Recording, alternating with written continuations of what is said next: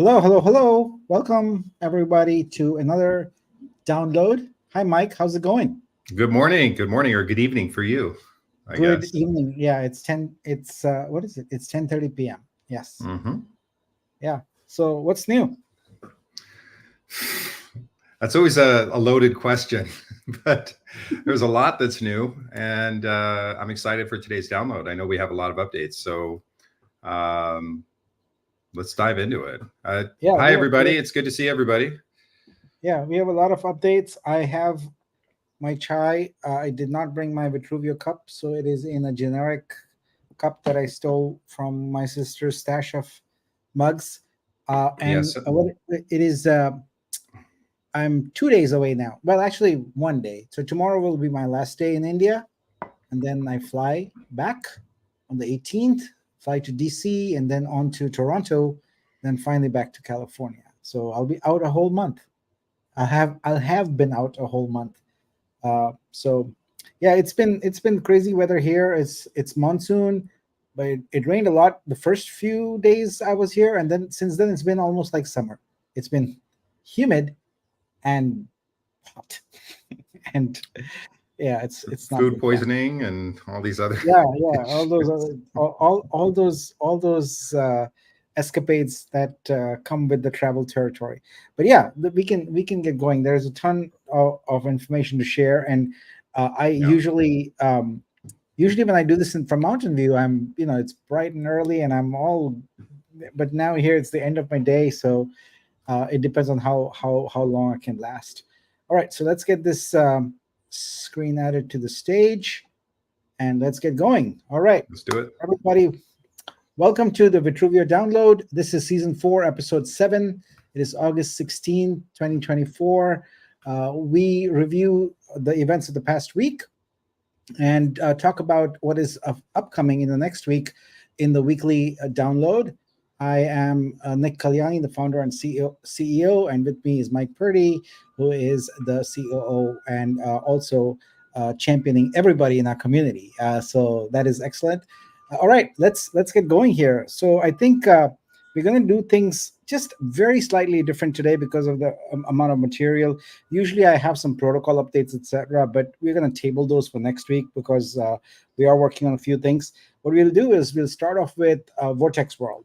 So, as you know, Vortex World is our initiative to into the world of gaming. So essentially, it's the intersection of blockchain, creators, and gaming. And I would like to give you a quick update. We are working on the gameplay and the tokenomics. It's being actively developed. Mike's been working really hard with the Neon Circus team. That is a primary developer team on this. Also, Zach has joined the Vortex strategy team and working on that. So welcome to the team, Zach. You bring lots of gaming and community experience, and we welcome that. So what I want to do is kind of give you a couple of insights to help you see the breadth and depth of thinking that's going on in building the foundation strategy. But before I go into those new concepts, I do want to ask Mike to give us a bird's eye view on where the progress is on Vortex World. Yeah, so we've made a lot of progress. We've had some great meetings. We just had a meeting the other day with Neon Circus where they actually had a chance to give us a demo of the actual land claim. So development on that part of the app is progressing. It's looking great. We're still working on the game theory a little bit. We're kind of Frankensteining a bunch of different successful gaming models and incorporating them into our first launch here for the game, within Vortex World. And just to kind of give you guys a little overview, is Vortex World is going to be somewhat of the ecosystem for our gaming section within Vitruveo. Vortex Land will probably be our first game, and that's really what we're kind of focusing on, for our first launch. Landing page is getting developed. We had a chance to see a little snippet of that, and it's looking great. The guys at Neon Circus are awesome to work with. They're on top of it. They've really taken a sense of ownership over the project.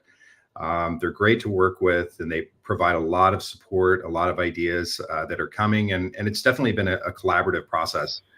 from start to finish. So I'm really excited about the developments. And then bringing on Zach has been awesome. I was really shocked at how much value Zach brings to the Vortex community and to that part of our ecosystem. He's an avid gamer, and not just an avid gamer, but an avid Web3 gamer. So he has a really good pulse on what's going on within the industry, and it's really given us a lot of value just to take a step back and go, okay, let's actually frame this a very specific way.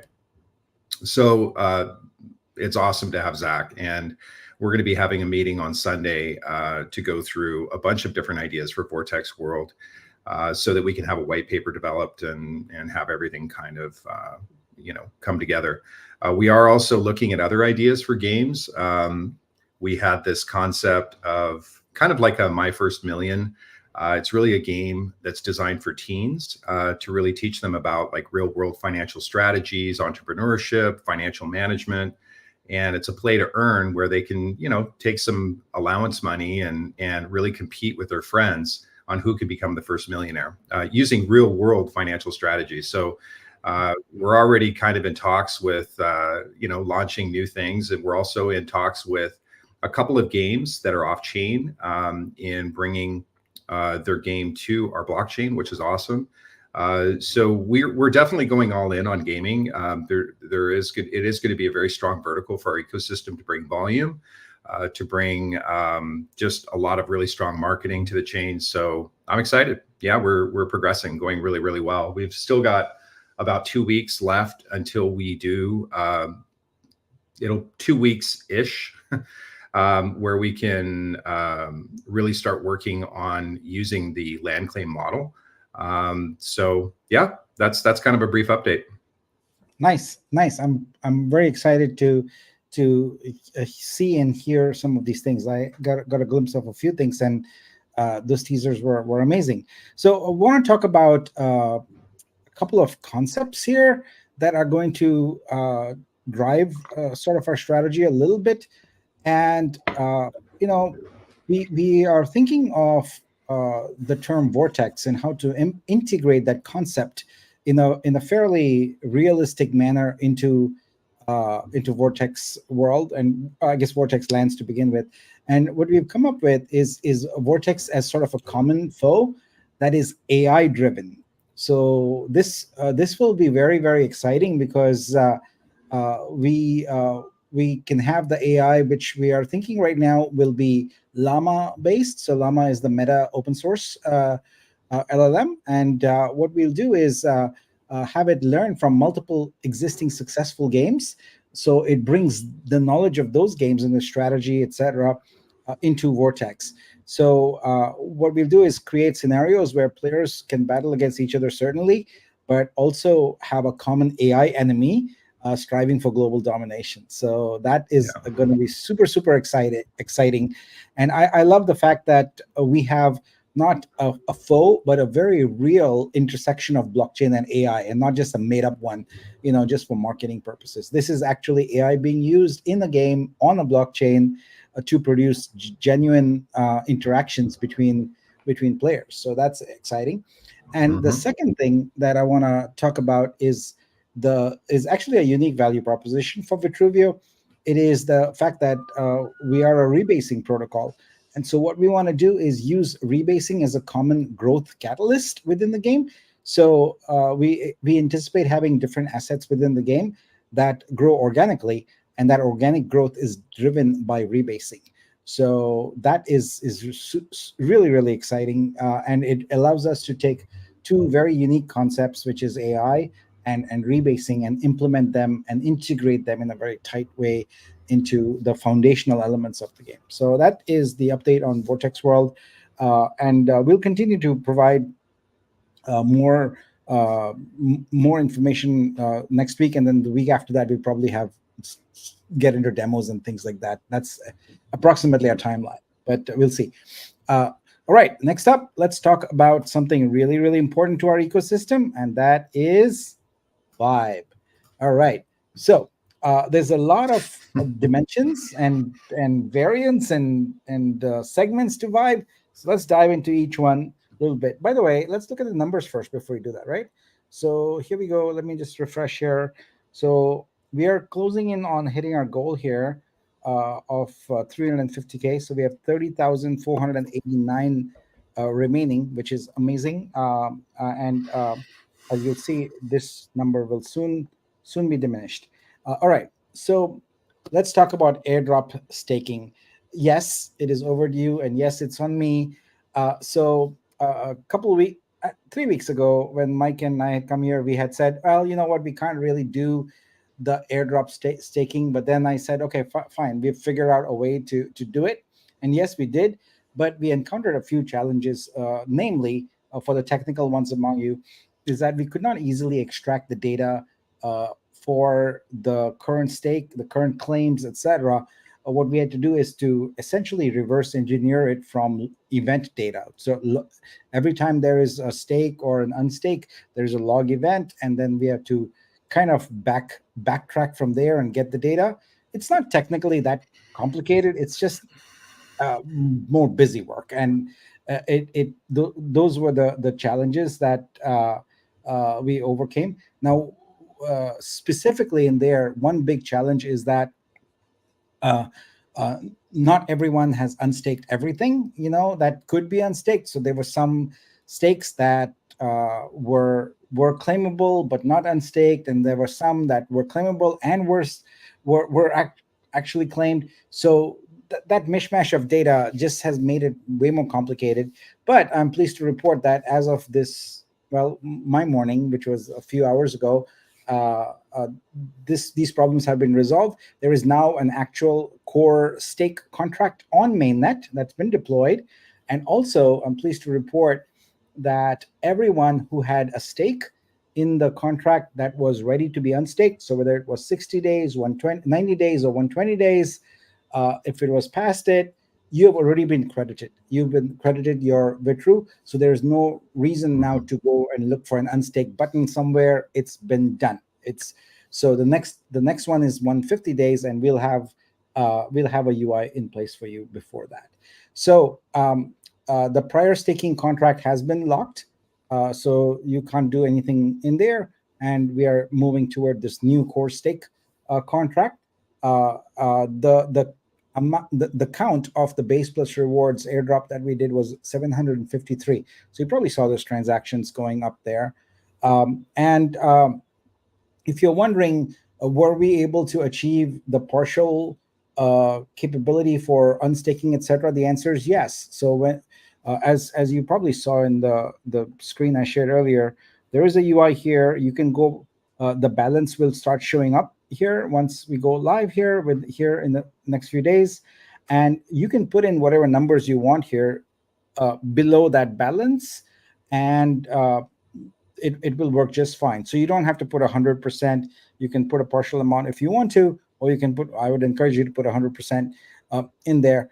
And what we'll do is any amount that you essentially use for staking your vibe that comes from the airdrop staking, the rewards will be prorated at the level you chose. So if well, it wouldn't apply to 60, 90, and 120 days, because those are now elapsed.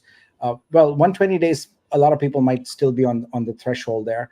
But depending on whether you did 120, 150, or 180 days, it would allow you to essentially prorate using that level. Actually, it just occurred to me that there might be 60 or 90 days also, because you could have come in late, right? Like you got to come in last week and done it, and well, a couple of weeks ago and done it. So yeah, it applies across the board. Your APR rewards will be prorated.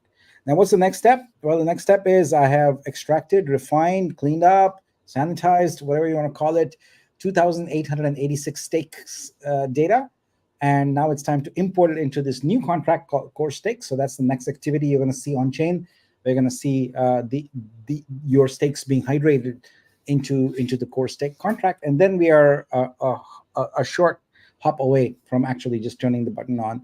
I was talking to Mike earlier and saying that, hey, should I just turn it on whenever? And Mike wisely advised that, no, we should wait and give the community a heads up and say that, okay, this is when we are going to actually enable the thing. So once everything is ready and active, the contract will still be locked, and we'll unlock it at a specific date and time once it's all of this onboarding work is done. So stay tuned. Now I can very confidently say that we have actually crossed the threshold of things. So it's imminent, and we know people have been anxiously waiting for it. I, for one, have been anxiously waiting to get this done because a lot of other things are waiting because of this, and it has consumed all my time. And I did not intend to put this much time into the airdrop staking thing, but we made a commitment to the community, and we'll just get it done, right? So we are there now. So, and I apologize that it took so long, but some of these technical challenges were pretty difficult to overcome. But we're done now. All right, moving along. DEX rewards. So last time we announced that we are creating a new pool of for rewards for folks who are buying with Rep Vitru and Vitro pairs on the DEX. So essentially buys of $10 are airdropped one vibe each, and it would be using the formula where your buys minus 2x, 2 times your sells divided by 10, and that's how the vibe is calculated. Now, there was a lot of discussion, a lot of input, a lot of good feedback we got around the liquidity thing. So we had proposed initially that the DEX liquidity of 100 would be airdrop 15 vibe, but lots of folks pointed out that, hey, that could be gamed. There would be people who would be basically putting liquidity in and out, on a weekly basis to get that vibe. And yeah, we agree that's probably not the right way to approach it. But the suggestion that a lot of people gave was to essentially create a vibe pool and say that as long as you are a liquidity provider, you are eligible to get revenue share. And that's exactly what we're going to do. So there's going to be a DEX liquidity vibe pool of 20K tokens. And your revenue share is going to be your pro rata amount based upon all the liquidity providers there. So the more liquidity you provide, the bigger the share you will have of that pool. And it will be there as long as you are a liquidity provider. When you remove your liquidity, away goes your ability to claim from that pool. We have to work through the logistics of how that's actually going to be implemented, but suffice to say that it follows a consistent model for other things, like the other equity pools that I'm going to talk about shortly. So I don't think it'll be a problem to implement. But Mike, do you have anything to say? Because you've been closest to the community on this topic. Yeah, there was a lot of feedback that we got, and thank you so much for all the people that provided feedback for some of the loopholes and that sort of thing. Obviously, whenever we discuss anything in the download, in the spirit of trying to hold to the DAO model, we want to present certain ideas and then get feedback. And there's a lot of smart people in the community. We do want to get that feedback so that we can implement really strong decisions that make sense for some of the things that we're launching. And the feedback was great, for this. And the overall consensus was that we should come up with a vibe pool method where you can deposit your liquidity, and so long as that deposit remains, you receive rev share. So it's super common sense. I don't think there's a way that it could be exploited. So I thank you to all those that did contribute their ideas and submitted those. So it was very helpful whenever we were going back to the drawing board to make this stronger. Yeah. So I feel that this is actually a very fair way and sort of really fair in a decentralized sense approach, because we don't have to do anything. It's basically automated. You put in your liquidity and you have the ability to claim, and you remove it and you lose your ability to claim. So that's a nice way. Again, continuing with Vibe, what's the next thing? Well, we've announced the equity pools. So there's 2 equity pools. There's general and creator. So the progress report on that is that we essentially have the contracts on these done. It's really just one contract with multiple classes. We have to modify it now based upon the DEX thing we just announced.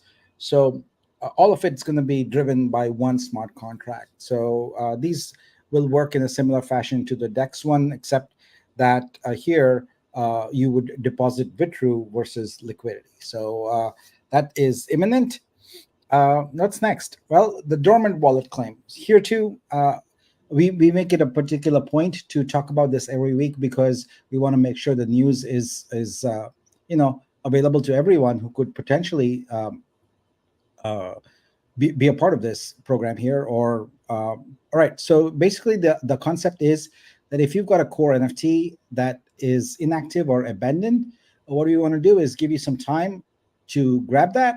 And if you don't, then what we're going to do is essentially convert it over into the general escrow pool. Now we made some changes here also based on community feedback. Mike, do you want to just talk a little about the feedback before I talk about how we are changing things? Yeah, so a lot of the feedback was that obviously that as we progress through over the next 60 days in preparation for SEX launch, the initial goal was to try to convert our circulating supply holders into rev share. That way it solves a lot of sell pressure, whenever we, in preparation going to the SEX. So this is the proof of life is kind of like the last stage where we're converting the circulating supply over to rev share. In some of the feedback that we received, we originally were talking about 30 days, but then we actually made it 90 days to give people enough time in order to make that decision, or maybe they're just gone and they're just not active in the community, and we wanted to give people enough time. Some of the community felt that 30 days is enough time, but we do want to make sure that we take care of people. This is not a cash grab. This is not a where we're trying to do anything sneaky. We're really just trying to manage the circulating supply and discern who has abandoned the project and who is active. And that's really the spirit of launching this. There's no other motive except that. And then so we have a very clear understanding of what our circulating supply is, so that when we do our new investor deck, we have accurate data, because right now we just don't have accurate data. So the idea was to come up with this solution in order to really know what our true numbers are that are claimable and in wallets. And then that way we can, provide that data and make, and plan accordingly. So that was the initial idea behind the concept, and we need it. We just need accurate numbers. We can't do an updated cap table or anything like that without knowing this data. Yeah. So we started off when we announced last week. We had a fairly broad period there of 90 days, and a lot of the feedback we received was like we are bending over backwards significantly for people who may not even know we're doing that, or non-existent. So why work against the current community? Why I wouldn't say hurt them, but as you said, the challenges are there, right, in getting numbers. So why introduce that complexity when we can come up with a more flexible model? So here's what we've decided to do. We've been announcing this for a good 3 weeks now. So what we're going to do is wait for claims to be made by the end of this month. And if they are not made, then the Vitru for those dormant NFTs are automatically transferred to an escrow area for the general Vibe equity pool. And what we want to do is continue to give people an additional 30 days. So if your NFT has been converted over to the general Vibe equity pool escrow, and you show up in the month of September, you can still click an appeal claim button, and in an automated fashion, it'll revive essentially your wallet. So I think that gives everyone a pretty fair shot. Like if you do show up, then and you want your Vitru, that's fine, you can get it. But what we've given here is not a bad deal at all. Like you're getting a portion of revenue share whenever you're ready to get into it.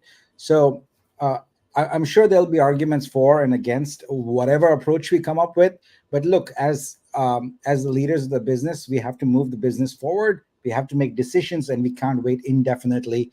And as Mike said, it's really important for us, at least for the exchanges, etc., to report very accurately on the actual circulating supply and how many coins are locked and unlocked, etc. And this here is the most effective and efficient way in which we can come up with. And we're not talking about 500 or 600 or so. We're talking about thousands of core NFTs that are untouched, and that is a significant number of coins there that move the needle. They really move the needle for a lot of things. And so this is a solution, and uh, we've at the end of the day, this is approximately a little over 60 days overall that people would have had. So the project's fairly active. There's a lot of social media. There's a lot of conversations going. And so if you're not in it, you're not in it. But you can join us whenever and uh, be able to get into the revenue sharing model. All right, so that's it on the dormant wallet claims. Let's move on. The next topic we want to talk about is VUSD. So as I mentioned, the airdrop stakes dominated my time, and since I'm the primary person working on the VUSD, that kind of has been delayed as a result. But what I wanted to do today is to give you a brief update. So essentially, there's two components to the VUSD: the smart contract changes and the airdrop. That's the part that I have to do and has been delayed. But the part that we also have to do is to implement changes in the store, and that's been done by Team Brazil. Those are now completed. I saw a demo of them this morning. They are working in QA, and I'm excited about that. So with this airdrop stake now at the point where we've actually started to do the airdrop not refunds, but the unstaked claims, etc. We are now moving to the point where we can pick up with VUSD and move forward. But that's it on the development side of it. But I also wanted to help people get some clarity on the strategic and vital importance of VUSD. So let's talk about that a little bit. But first, a sip of chai. All right. So VUSD in our ecosystem is much more than a stable coin. What it does is it enable us to shield buyers across all channels from having to know anything about crypto. As you know, we are targeting buyers who know nothing about crypto to enter our ecosystem using credit cards and just US dollars as a currency, which from their perspective is fiat, but on the back end is implemented through a conversion mechanism in our protocol, our smart contracts as Vitru. But using VUSD as the single currency for buying artwork across all channels here really is important because it makes it possible for people to make instant decisions about buying and not be held up by the friction introduced by wallets and crypto in general, right? We just want to make it super smooth. The other thing that VUSD does is it provides us with a much needed runway to enable the network flywheel to take effect. What I mean by that is that there isn't any scenario where you flip a switch on a blockchain or a marketplace for artworks, etc., and instantly you get to hundreds of thousands of transactions. That doesn't happen. It's a slow ramp, right? And to have that slow ramp, what you're trying to get to is the point where you don't have to push anymore. The flywheel just kind of goes and starts going faster and faster and getting more creators on board, getting more buyers on board, etc. And for that, we need a runway. How do we create that runway? Well, VUSD is that solution. What it specifically allows us to do is to pay something really important in this world, which is customer acquisition cost, or CAC. Anyone who's been in the web industry in the past decade, probably 20 years, has heard of this term CAC. It's really important because that's how a lot of businesses sort of compute their marketing costs and figure out what their cash flow is going to be, etc., over time, because every customer has a cost, an acquisition cost. And there are businesses that are blind to it and don't track these costs. And there are businesses that very accurately measure these. They look at multi-channel marketing, etc., how lead generation is done and what it actually costs them. Maybe it's a Google pay-per-click, etc. campaign, whatever it is you did, there is a customer acquisition cost, including the materials needed to onboard them, whether it's creation of videos, documents, etc. All of those costs add up. In the SaaS industry, in the entertainment industry, for SaaS businesses, which is kind of the closest we can compare to it, the average cost is $178, right? So this is how much you would need to fork out in order to get one customer. Now, in our world, there are actually multiple customer roles, multiple customer personas. Uh, we could spend all day sort of analyzing them and slicing and dicing the CAC for it. But for now, it's easy enough to say a creator is a customer. We want to bring them on. There's also buyers that will come on later, and they have their own CAC. But for right now, we are focused on growing our footprint, and that's about creators. And so our CAC is approximately that. I would say it's a little higher because we are in Web3. So it's more like $200 to $225 is our customer acquisition costs. So this brings me to an important point. How do you think about VUSD? I think it's really important that you understand the underlying strategic importance and value proposition of VUSD before you just take a superficial look at VUSD credits, grants, etc. So we have started off with $1.5 million in VUSD credits to crypto investors. And we are going to follow up in the future with grants to galleries, specifically in order to help them onboard their artists, their collectors, their curators, etc. So it's very important when you're thinking about VUSD to think about it as a way to avoid having to expend liquid capital for CAC. So every dollar that is a VUSD credit or a grant is one less dollar we had to spend. That was cash. That's liquid cash that we had to spend. So that's important. Now, another way to think about it is in terms of ecosystem health. As long as the overall ecosystem is healthy, with the Vitru price trending upward, the VUSD credits and grants are actually a very smart investment in our future, because what they allow us to do is take advantage of the fact that we are the creators of this cryptocurrency. And so we can essentially be very competitive in the marketplace by ensuring that we have this whole ecosystem with Vitru, right? That is how VUSD ultimately manifests itself on the back end. But if we are creating a very healthy Vitru coin, then the incoming VUSD credits are leveled, or in fact, they are, how shall I say it? They are paralleled by the growing price of Vitru. So it's in our best interest to make sure that we are creating an overall healthy ecosystem. So if you think about, Vitru Suite, Vortex World, all these things that drive up the Vitru price, ensure that even though these credits are coming in, they are not impacting the liquidity, right? So right now, yes, they are, because it's so small. We have not reached the point where all cylinders are firing and everything is mature and working. This is still very early days. So if you look at it as a snapshot right now, you're going to make the wrong analysis. But if you look at the long-term prognosis for how VUSD works in order to get that flywheel moving, in relation to the Vitru price, you can see that VUSD is actually a unique competitive advantage we have over other marketplaces. No other marketplace can expend essentially crypto to grow its footprint. We can. It is our moat. In startup language, a moat is a defense strategy that helps protect your business from other businesses essentially passing you by. So VUSD is a very unique competitive advantage for us. Now, if all we did was issue VUSD credits and grants, all day, obviously that would be really, really stupid and not a good strategy.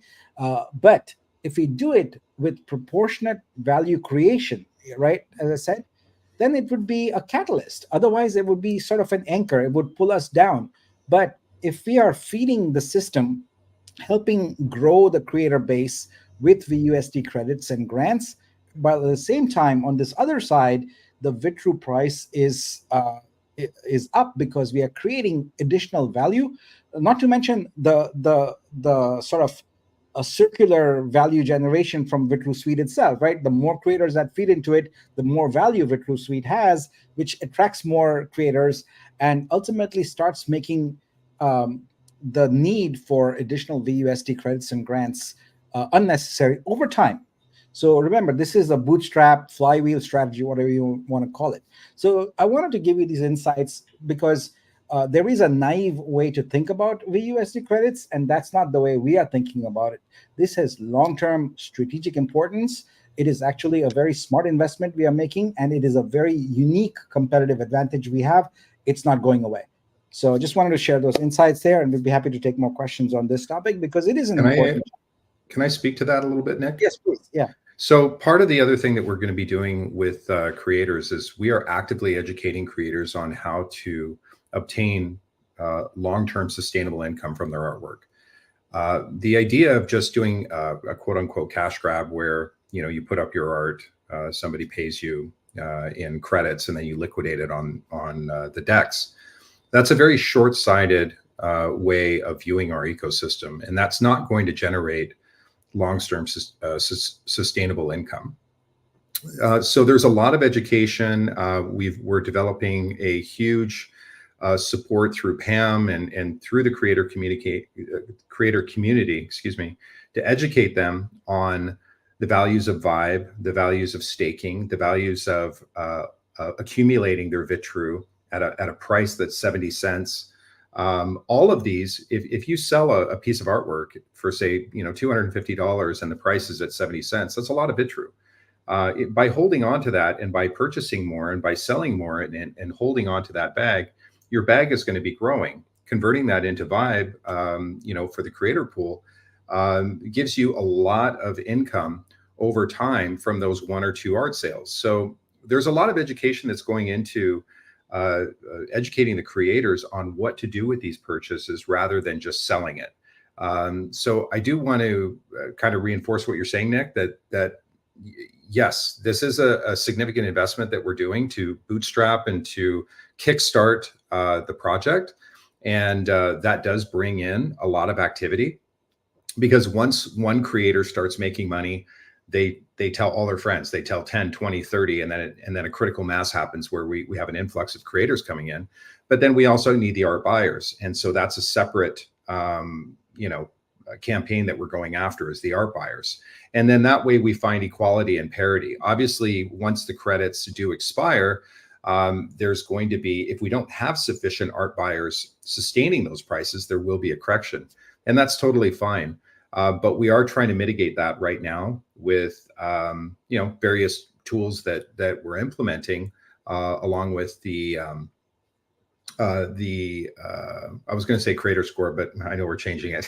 But in order for things like with the creator score and certain cap limits and that sort of thing, so that we prevent a price crash in the store or in search, 6 months from now. So a lot of thought has been put into this, and I know that sometimes when you're on the outside, you just see a basic appearance of something and it doesn't make sense. Just trust me. Not only have we really thought through all the different executable, ideas that we're kind of launching, we are taking community feedback as well. We are very, very, very, very in tune with what the community says, not just from the mods, the community managers. I'm in Discord all the time. I see the comments. I do want to kind of add, some color to this just a little bit. I really want to encourage the OGs to be welcoming to the creators. And I really don't want to see any direct engagement or cash grab comments or anything like that. That is a serious issue, within Discord, and we're going to address that pretty seriously. The creators are going to be a huge component of the success of this chain, as are the OGs. And we really want to see the community growing together. We want to see, as new creators are coming into Discord, they feel welcomed.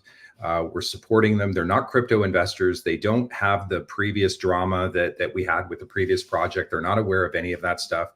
And I really think that we need to make them feel welcome. And most of them are operating within the system that we've created. And so they're not doing anything wrong. They're operating within the rules of the system.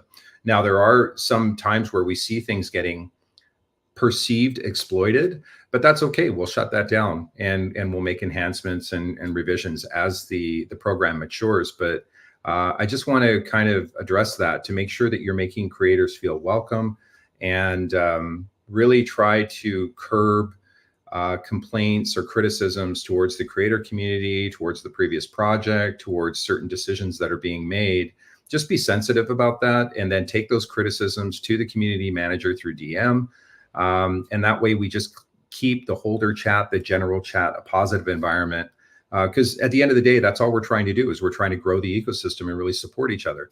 And so I'd hope that, the community, as this cohesion is happening between creators and investors, or creators and holders, is we see more of a kind of a family coming together instead of people being pit against each other. So I just wanted to, make sure that we communicated that. Let's make them feel welcome. That's my comment. Yeah, I think that's really important for creators to feel welcome, and for crypto investors to learn from each other. You can learn. Creators can learn more about the whole crypto ecosystem, and crypto investors can learn more about art. I do want to say thank you for reminding Mike, to all the creators out there. If you have Vitru right now, the single thing you can do, the single action you can take right now to ensure that you have sustainable income in the future, is to go stake it for Vibe. If you are a creator right now, you've earned Vitru and you have not staked for Vibe, you're losing out. You're losing out on a very big, once in a lifetime opportunity. You should definitely get it. All right, moving on. We have a ton of more information, so I'm going to speed up things a little bit. So, but before that, let's have this catch-all here. Also, there's a bunch of things to report on here. First, want to talk about the creator score model development. That's continuing. It's good progress. I have a little more details to share on that in the coming slides here. Next, as you probably noticed, our DevOps has significantly stabilized. The team Brazil is doing an amazing job taking over. And next week, I'll have Nelio on here to discuss and demo some monitoring solutions that are in there, and to really talk about how we are approaching DevOps, because there's a lot of moving parts to it, and we want to make sure that the community has a good overview of what exactly we are doing. In addition, Team Brazil has been making significant performance updates to Scope. These are in progress and will keep ongoing. Right now, the first change that is active as of this morning is super fast Vitru Suite NFT loading. So let's take a look at that. Before, it was loading one at a time, but now it's been changed. So it loads very, very fast. There you go, instantly. And there is also pagination now on the Vitru Suite. So we've got that going. It works really well. It's very fast. There's going to be some more changes coming here, but as you can see, it's virtually instantaneous. And you're going to see more of these performance updates in Scope. Look, folks, Scope is a first-class citizen of the Vitruveo ecosystem. As it says here on the main page, it is the focal point for all your Vitruveo assets. We take that very seriously, and there's a lot of changes coming on here, including calculators and things like that, that is going to make it the place to go for all your Vitruveo information needs. So we'll put everything related to staking, prices, things like that. All of that is coming. Lots of changes coming. We're excited about that. All right, continuing here. I'd like to take an opportunity to thank Stephen K., who brought up this idea, but we are actively discussing a Vitruveo Foundation as a way for us to integrate and work on various nonprofit initiatives. And what we do is want to start with charitable contributions. Mike, would you like to add some color to that? Yeah, so Stephen K threw the idea out that if there was, we could take, let's say, a portion of Vibe or that sort of thing, and then have a separate pool where we could really fund different initiatives that we're passionate about, whether it's developing upcoming artists that are maybe in underprivileged areas, or kind of getting to the. I have a best friend that's one of the directors of Junior Achievement, which is a nonprofit that specializes in educating teens on real finance and preparing them for life, basically. And it's one of the oldest nonprofits that's out there, and very successful. And so I really appreciate Stephen K's, kind of forethinking in that, because I think that's something that we do need to get passionate about, where our specific blockchain is giving back and investing in new artists and or possibly some other pursuits that we think are worthy of revenue share or something like that. So it's going to take a little bit to develop. I invited Stephen K to be a part of that, and have some sort of contributory or leadership role with that. So we'll probably have more developments on that as we progress. Fantastic.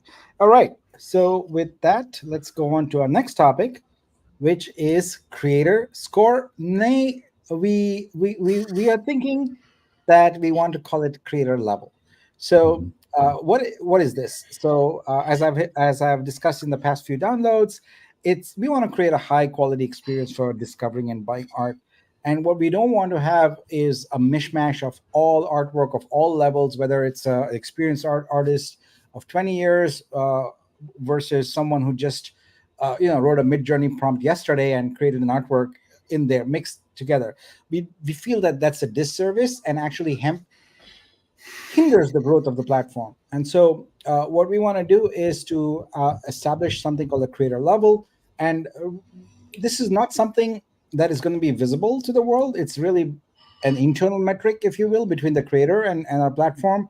But the way it manifests itself externally is by essentially categorizing or classifying the artwork, making it easier to find and to buy.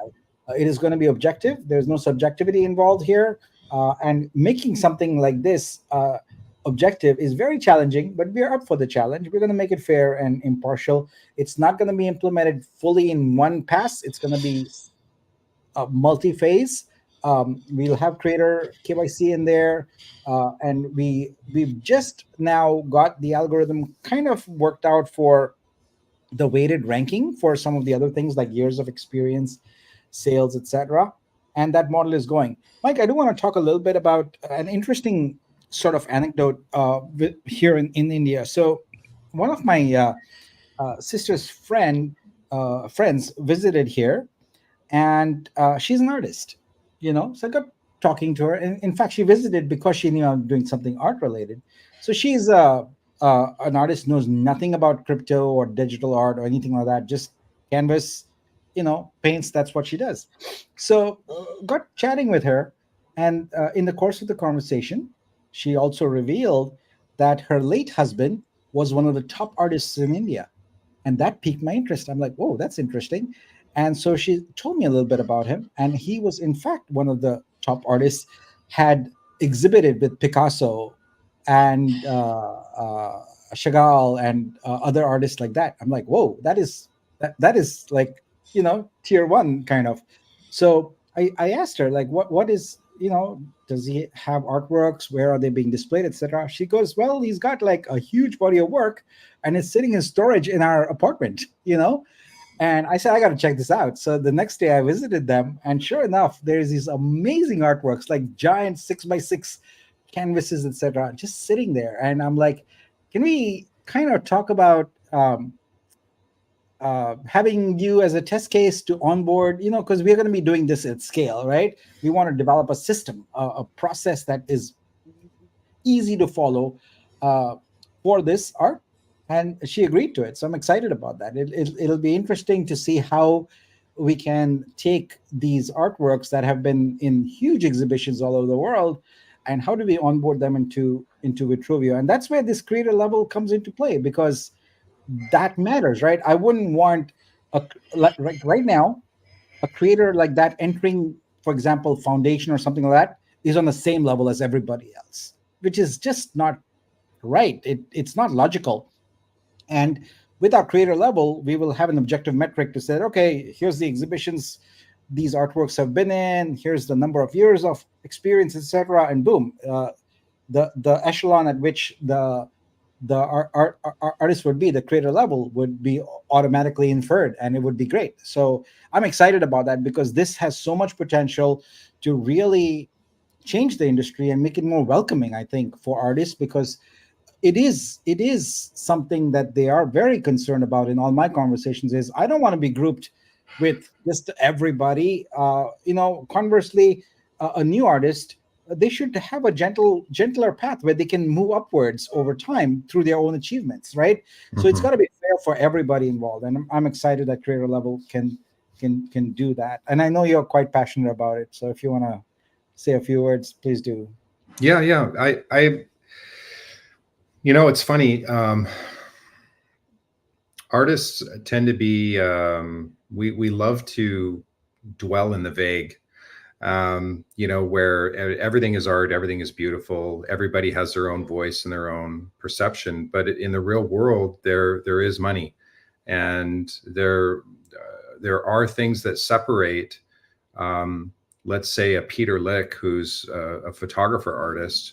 His pieces are 9 feet wide on acrylics, and of some of the most beautiful locations around the world. He's a photographer. He has his own galleries, and his artwork sells from anywhere from 4,000 to 20,000 a piece. So what do we do with that person and an emerging artist?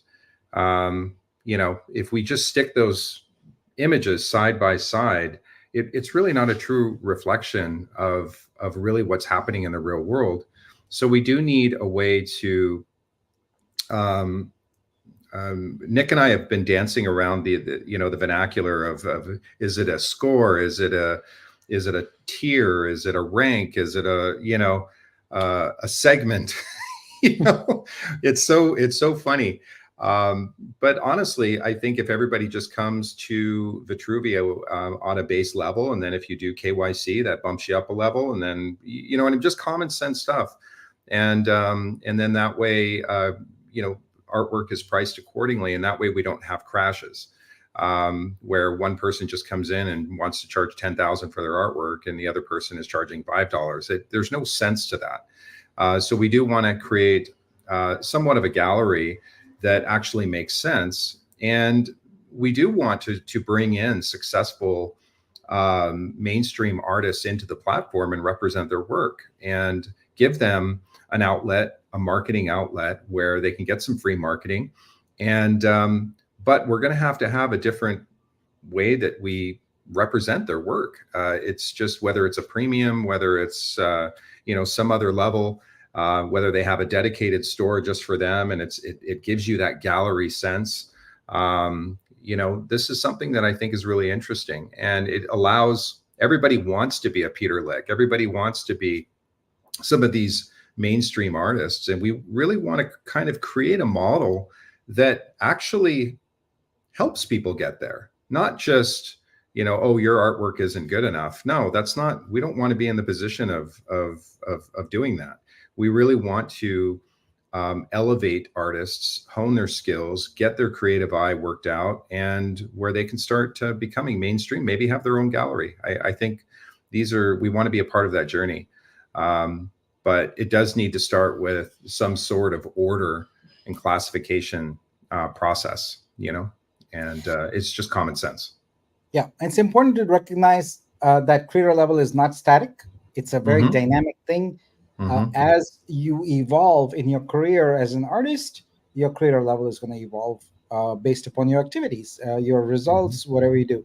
And Mike, since we've been collaborating, I kind of always forget that you're a creator too, and I have to go back and remind myself that you're also that. So it's interesting. Yeah. So I was just talking to Team Brazil earlier today, and we have a few outstanding items to finish up with regard to implementation of the curator income feature. We are implementing in search via the stacks. So that feature will go live next week. And immediately after that goes live, the team is tasked on working on this feature. So that gives me enough time to propose a model, to discuss it with you, Pam, throw it out with the community, get some feedback, and then we start implementing that as fast as we can. And it is, like I said, going to be a phased implementation. For example, we have the easy part, creator KYC. That's like super simple and easy. But then we are going to need to essentially crawl other blockchains and get your data from there, from Ethereum and from Tezos and from Solana, etc., and figure out how we are going to convert the listings, the sales, etc., feed it into algorithm to spit out a level from there. So the cool thing about it is that there is no part of it that will be opaque. It'll be completely transparent for you to. You can manually figure out someone's creator level if you want to go through it. That's how objective we want to be. It's there's no secrets to it. There is no opacity to it. It is plain and easy for anyone to figure out.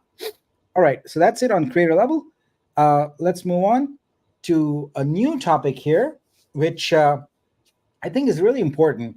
Week after week here, we talk about things, but almost never do we actually give you a complete 360-degree view of Vitruveo.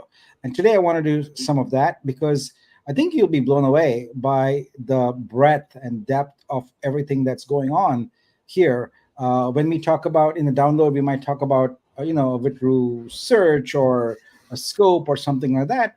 And those are, individual projects, sub-projects, if you will, within it. But let's take a big picture view of it and see the level of activity that's going on here. All right.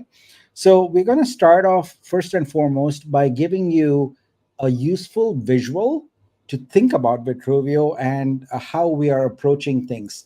So these 4 boxes help me at least really categorize, segment, and uh, think more strategically.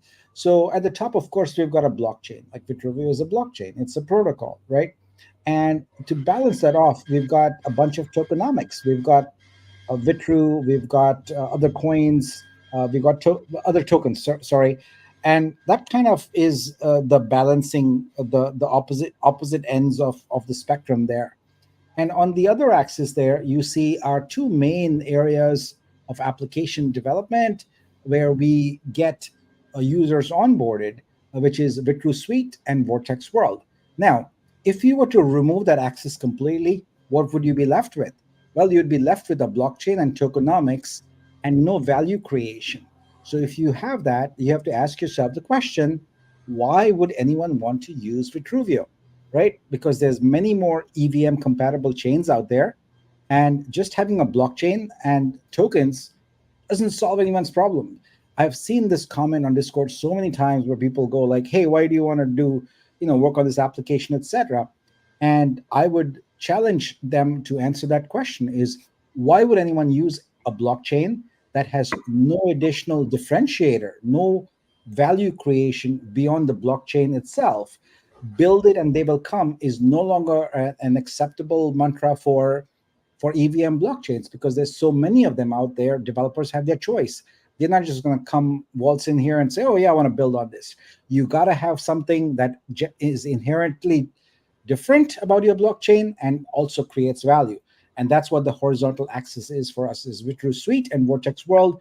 One caters to all the creators, and the Vortex World, the other one, creates specifically focuses on the gaming industry and gaming creators, gaming developers, etc.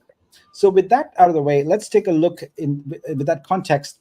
Look at Vitruveo blockchain. Let's start off with the protocol. So in here there are 7 elements. So we've got Get, Go Ethereum. That is the base software that we use, which is the Ethereum software that's modified to include rebasing, and that becomes our protocol. We also have within our community a group of validators. We have an excellent team, VTech team led by Baron that secure the network. So I think we've settled on 388 validators right now as the number, and that those validators essentially provide the security for the protocol.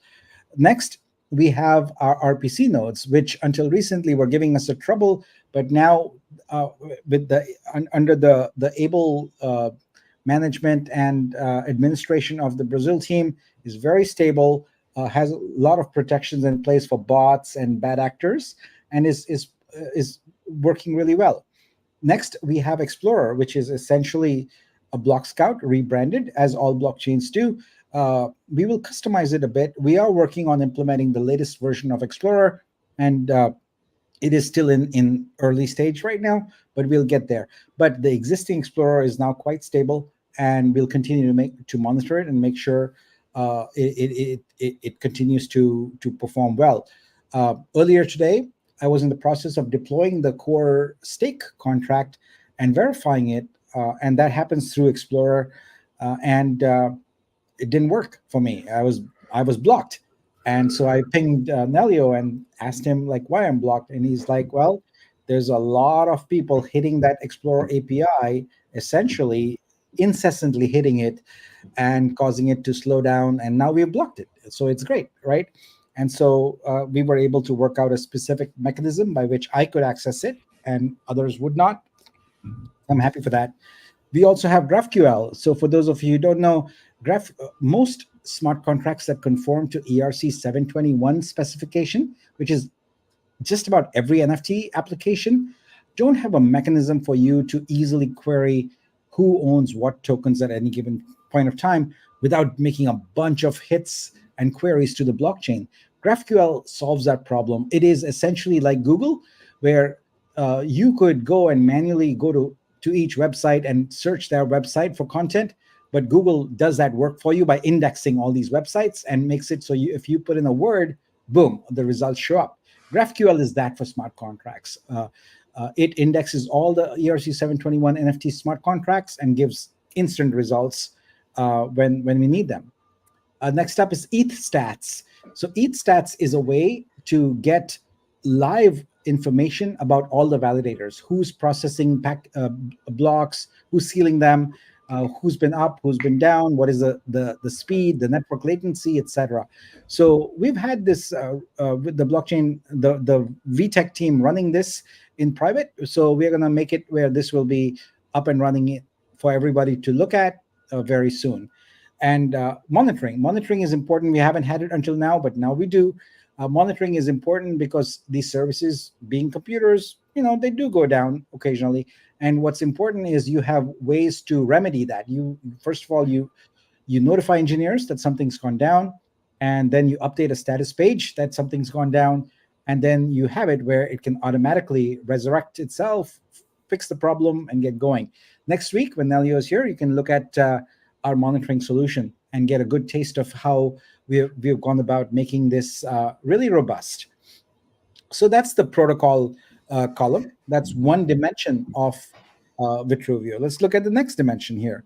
And actually, wait, before that, let's talk a little bit about the roadmap. Like what is going to happen in the next 90 days on these things. So first of all, with Geth, our goal is to upgrade it to support the rebasing goal reset. So that's something that is coming up here later this month, optimistically, but it will probably bleed over into September. With validators, we are going to work on performance monitoring so that there can be automated rewards distribution. So there are manual rewards distribution right now, where based on the uptime and the performance, there are coins that are distributed monthly. So we want to make that automated. With RPC, we are going to continue to focus on being stable, and we'll monitor it and add capacity if needed. With Explorer, as I said, we are going to update the latest version of Block Scout, and it'll have a bunch of different microservices. So that will be really useful to especially developers in the ecosystem. We are going to add to GraphQL the ability to self-register. So if you've got a smart contract you build, you can just go to a page, register it, and then GraphQL will start indexing it. And we are working on Vault auto registration. Vault, I'll remind you, is essentially a smart contract that is auto created for every creator when they consign their first artwork. Um, all right. And so with EAT stats and monitoring, as I said, we're going to show you more of it next week and get you on the same page. So I'm going to go through the entire ecosystem and give you essentially a 90-day synopsis of what we're going to do next. All right. So now let's look at products. So we've got a bunch of products here, and four of them constitute a suite, but even one of them standing alone is a business, is a complete startup unto itself, And we've got 7 of these here. So we've got Vitru Studio, which is essentially our onboarding tool for creators. Right now, it focuses on creators who already are in Web3, but soon it will start targeting people who are not yet in Web3 also, with custodial wallets and things like that. I'll get into the 90-day roadmap in a second here. Search is discovery for artworks. Store is, think of it like Shopify, our version of Shopify. We want anybody and everybody who wants to create a marketplace on Vitruveo to create it easily in about 5, maybe 10 minutes. That's the goal for Vitru Store, and it's coming very close to reality here. Vitru Stream is our pet project here. We envision that recurring revenue for artists is not possible through NFTs, but through streaming, which is catering to a new generation of devices that are springing up all over the world, in people's living rooms, in offices, in hotel lobbies, airports, etc., where artwork is streamed, and we intend to be a leader in the industry in that. Vortex World, as you heard today, is our gaming solution, and Honcho Launchpad. Actually, I see a question there about Vitro. Honcho Launchpad is where Vitro is going to shine. We are going to make it possible for anyone to come to our platform and, using Honcho Launchpad, launch a new project. That can be a token project, such a fungible token project, such as an ERC20 coin, or a non-fungible token project like an NFT project. So we want to make it where people don't need any developer skills, don't need any technical skills to easily launch such projects on Vitruveo. And we are also going to integrate them with our gallery offerings so that every gallery can have its own token for its community of artists, curators, buyers, and benefactors. And last but not the least, we have our airdrop project. Yes, we have not given it much love, but that's because we've just had too much going on.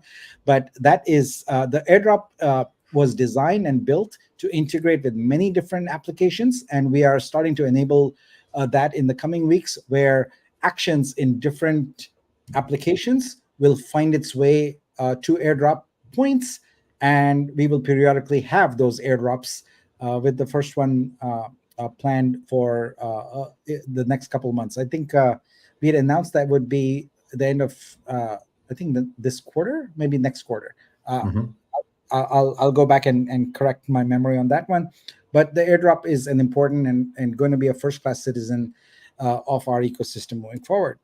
All right, let's talk about. But you know what? I kind of jumped the gun here, but you can see the slide afterwards. It's got the same thing with regard to the 90-day plan, but basically with Vitru Studio, they're going to add editions licensing.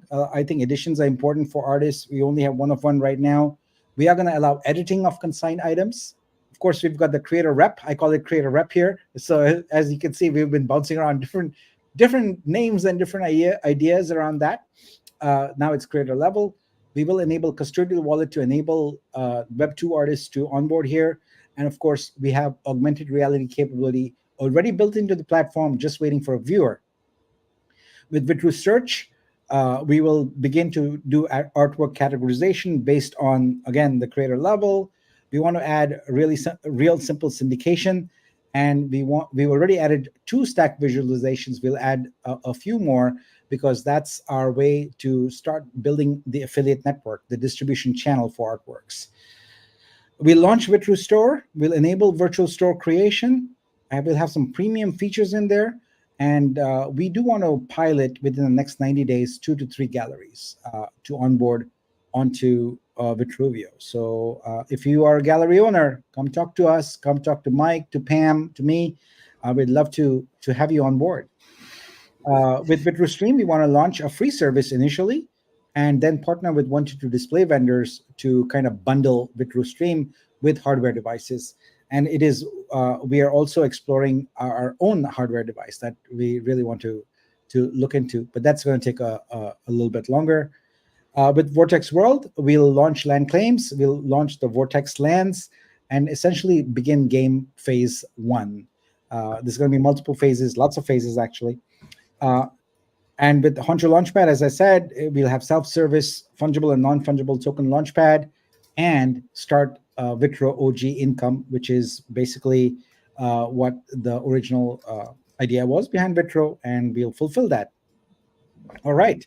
There we go. First airdrop by end of October. I already had it written there and completely forgot about it. So we're going to integrate it with all our major apps also. All right, moving on. So we've got protocol products done. What's the next tier here? We got apps and services. So here we have 3. We have Scope, Swap, and Dex tools. So let's look at what's in store for that. So Scope is, as I mentioned, our overall window into all your assets. So we are going to build individual dashboards in there. We'll have an income calculator. We'll have all program token claims. So if there is a possibility for you to claim anything, it's going to be in Scope. You go to Scope, you're going to find it there. And also we're going to add service status there. So you will know the status red. It'll be green, yellow, red for every app we have. Hopefully most of the time it'll be all green. That's what we are shooting for. With Swap, which is our DEX, we want to migrate to the latest stable version of Pancake Swap. And we want to automate the Vitro staked LP payouts. Right now, that is a totally manual thing in the contract, and most people don't know how to do it. We want to automate that. DEX tools are important. Being able to look at history of different pairs, etc., is really important. And we're working with some of the DEX tool services in order to get integrated with them. Meanwhile, I want to compliment Tasman on building a nice app for that and giving us visibility into RapVitru USDC poll. That's well done. Looking forward to collaborate with you to make that first-class citizen in Vitruveo and improving the performance of it. If we can help you in any way, we'd love that to do that. With DEX tools, one of the challenges is it's easy to get tokens listed, but it's much harder for new chains because they have to integrate. And the wait list is very, very long, Mike, as you are finding out, correct? Mm-hmm. Yes, I am. Yeah. Yeah. But in looking at all of, kind of everything that we're doing right here, it's funny when we get the question, when launch, this is what we see is all of these different components that are all kind of cohesive, and they all have 500 tasks and to-dos, per category. Yeah. And a lot of people think it's just Nick, doing the developing on this. And that's why in the last minor update, we tried to give you a more of a bird's eye view of the entire ecosystem and all the different components and all the sheer size of the team that is working on Vitruveo. It's 20 to 30 people that are actively working on it every single day, from developers to leads and validators and mods and the core team, marketing. I mean, it's just, there's so many different components, and it's incredibly difficult to stay organized and to stay on task and lay out a really, really, really cohesive, proper roadmap. And what we've had to do is simplify the organization, which is kind of the original slide that Nick did of those 4 main buckets for Vitruveo, and really focus on those buckets right now, and then we build out the rest. And I know that there's a lot of questions like, what about Vitro, and what about Honcho, and what do I do with my coins on Honcho coins? And all of these are absolutely a part of our to-do list. It's just a matter of kind of like a funnel where we have to start and then get more and more detailed and specific as developments occur.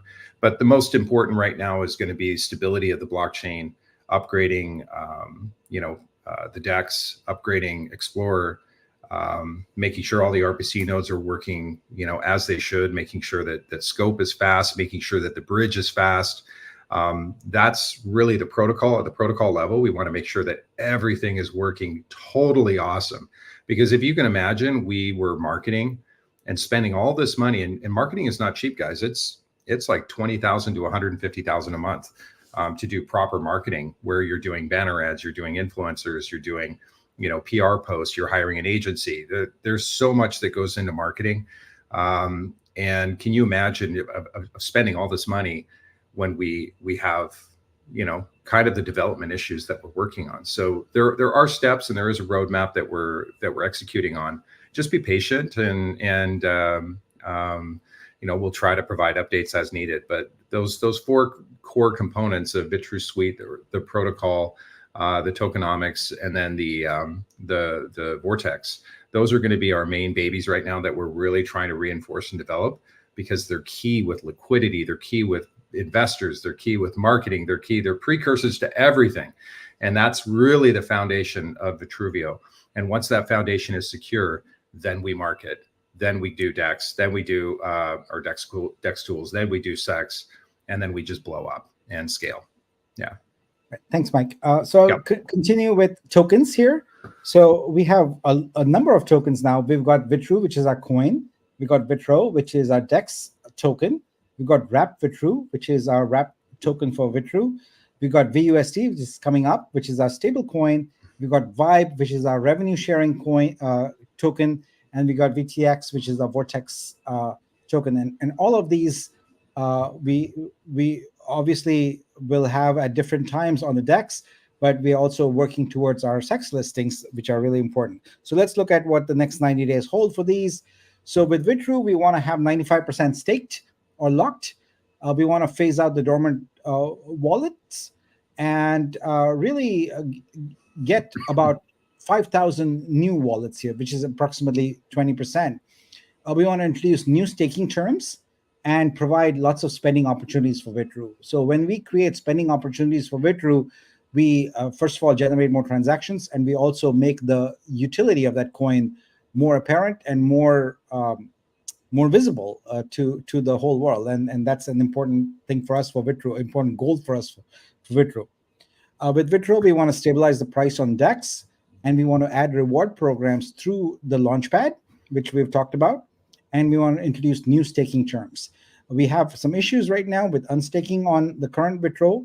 We are going to, just as we've done with the airdrop staking contract, we're going to phase out the current one and bring in a new one, which is much more flexible and integrated with Scope. With Wrap Vitru, we knew going in that the circuit breaker was necessary because of the sheer number, as Mike used to call it, also the debt we have, right? No other blockchain starts off with that much debt. You can just open the faucet and let it go. But we didn't have the luxury of doing that. And so we implemented a circuit breaker, and our goal for Wrap Vitru is to phase that out. We want to get to the point where there's enough of the Vitru that's already locked and let the market organically decide on the price. So we'll phase that out in the next 90 days. With VUSD, we want to end of life booster credits. We want to create a page via a credit card and a credit card and USDC purchases. And we want to make sure that their new grants are only via gallery and partner programs. So the booster credits were a one-time thing for crypto investors to bootstrap, if you will, the ecosystem. That's working, I would say, with some exceptions, pretty well. And what we want to do is, in order to end of life, what we'll do is, with the launch of the USD, we'll announce the specific term limits on that and how we will limit it. Specifically, I'll just give you a preview. What we're going to do is limit your ability to spend VUSD by vault, which is how much you're able to spend on any one artist, and also how many artworks you are able to spend the VUSD on per period of time. And these are only the freebies, the ones that were credits. If you buy VUSD, you can do whatever you want with it. It is up to you to spend. So if you want to buy that $10,000 artwork with VUSD, Yes, we'll constrain your ability to do that with the granted ones, the ones that you got as a booster investor. But if you want to buy that $10,000 artwork, we encourage you to uh, buy VUSD with the credit card or with USDC and buy that $10,000 artwork. Right? So that's kind of how we're looking at it. With Vibe, we want to put more reporting and integration of new revenue streams as they're introduced. We already have a claim feature going. We had that done before we launched Vibe to everybody. So now it's just a matter of giving you visibility into each revenue stream, how much is coming in, and how much you can expect from it, and how closely it matches our sales projections. We feel our sales projections were quite conservative, and we want to blow them away and go really, really well beyond them. With Vortex, we want it to be the phase one game token utility. We want to introduce a potential burning mechanism there also. That is something that is currently being thought about in the gaming mechanics. And for sexes, our goal is 1 to 3 sex listings for Rapid True by the end of 90 days. It's an optimistic goal, but we're going to try and make that happen. All right. What's next? Well, operations, which is a big part of the Vitruveo 360 degrees. So there we've got fundraising, we've got the team, we've got product development, we've got DevOps, and we've got marketing. Obviously, there's many more components to running a business, but these are the ones we are focused on in the next 90 days. So let's see what we're talking about here. For fundraising, we have a target of a minimum of $1 million in this 90 days. And this is going to come as a combination of Vortex token sales. We have 75,000 Vortex, which we have really good plans in place for monetizing, and also angel or institutional capital. With the team, we don't anticipate any major changes right now. As Mike said, we've got many different folks working on it. Primarily, Mike, myself, and Age are kind of steering the strategic conversations. And we have a really good inner circle of people helping us. And then we have teams. We've got the Team Brazil. We've got the Neon Circus team helping us out. And there we have lots of different roles being filled with by lots of different people. But overall, I think our team is pretty stable right now from an engineering perspective, etc. But as our needs evolve, we will adapt. But right now, we don't anticipate making any changes. With product development, we continue with the Brazil team to build out our Vitru suite and to roll out MVP features, our minimum viable product features. So that's what we've been doing, and we'll continue to do that. With DevOps, our goal is to be fully stable, automated, and load balanced for all key services. We are already well on our way to achieving that goal, and I would assume that in the next couple of weeks, we would be close to almost complete on that, where we will have the first pass of stable services all set up. With marketing, we are focusing on 3 main campaigns. We want to have crypto investor acquisition. That's important. We want to have that specifically is to extend our ecosystem, because we have a great community right now. But if we cannot extend it, then we would not be growing our platform's visibility. And so crypto investor acquisition is a big part of our marketing strategy. Next is creator and buyer acquisition. So we talked about using the VUSD sort of for customer acquisition. So that's on the creator side of things. But we also want to provide buyers with incentives to bring them on and create more ways for folks to buy artworks. And finally, our third campaign will be around Vortex player acquisition. We want to build this game and really get more and more players going on it. All right, next up is our ecosystem. That's the last but not the least. And there we have got investors, creators, gamers, and social media channels. So with investors, we want to provide you better insights into your investments. So calculators and reports to track your investment profitability in Scope. So Scope is going to continue to be the highlight of where we deliver these results for you. For creators, we're going to focus on onboarding user experience. Mike and crew are working on a new Dreamer website, which will have lots of bite-sized videos, tutorials, etc., to make it really easy for the new creator coming on board to get onboarded. We want to execute on pilots with a few galleries, as I mentioned, 1 to 3 of them. And finally, we want non-Web3 creator workflows to be clearly defined and execution on that. There's a number of tasks that have to come that come before we can say that, yep, non-Web3 creators are welcome. We don't feel like the user experience or the information available at present is welcoming. And that's by design. We wanted to target Web3 creators first, get all the wrinkles worked out, which we are doing now, and then get the Web2 creators on. With gamers, what we want to do is onboard new users through targeted Vortex marketing campaigns. So expect to see more airdrops, more giveaways. I was doing airdrops practically daily for a while. It won't be daily because we can't sustain that, but we'll do multiple airdrops per week and really incentivize folks to get in onto Vortex. And finally, on our social media channels, we want to grow our Discord, our X, our YouTube, Instagram footprints, and we want to have regular posts on Medium with bite-sized education videos for creators. So that, folks, is the depth and breadth, the 360 degrees of Vitruveo. And as you can see, it's not 1 or 2 small things. It's not 1 or 2 people. It's 33 areas that we chose to mention on here. We didn't mention a whole bunch of others. And now you have a good idea of where things are going to go in the next 90 days.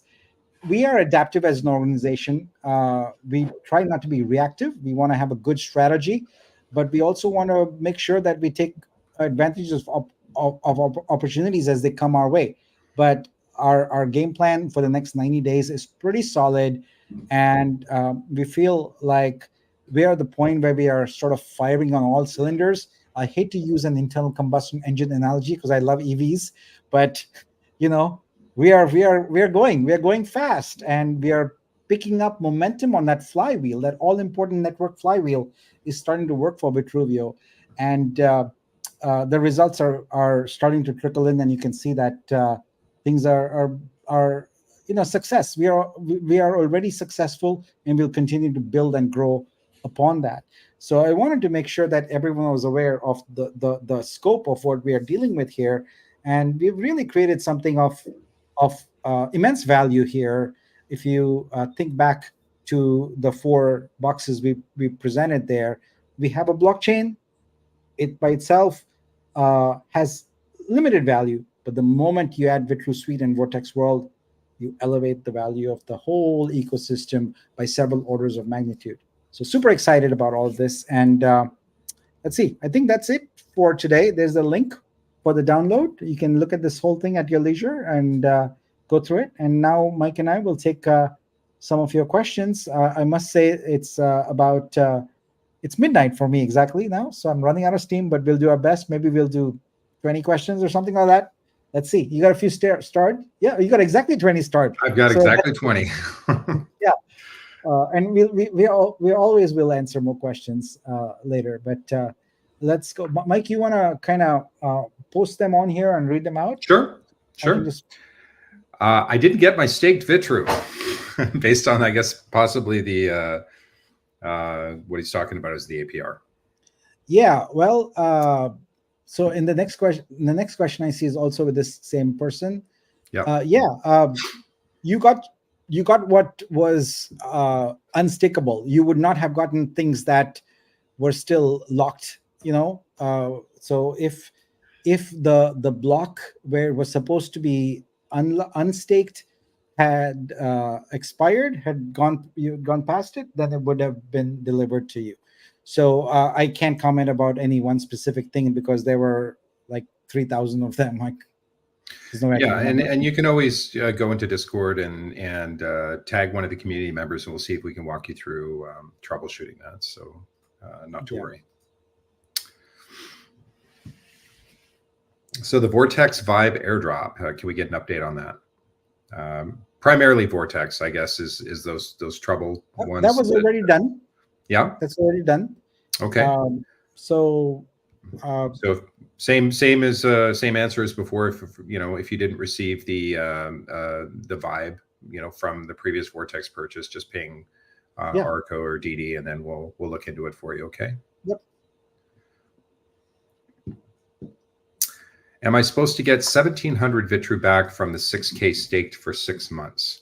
Well, there's the So, operative word, 6 months. It's not been 6 months, so you cannot get that correct. back. Correct. Yeah. If you leave it in there, the answer is yes. You will receive the full amount of Vitru. But if you decide to obviously transfer that portion into Vibe, then you'll receive a prorated amount based on the amount of time. I think these questions are coming from probably a point of not being clear about what has been done. So what's been done is this.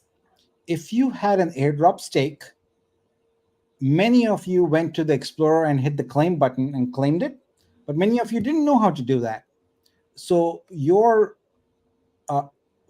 Vitru that was unstakeable, that had already completed its 60, 90, or 120 days, to be clear, only that was airdropped today, right? Because that's already yours. So it's now free and available in your wallet to go do whatever you want to it. Hopefully you will use that to stake Vibe.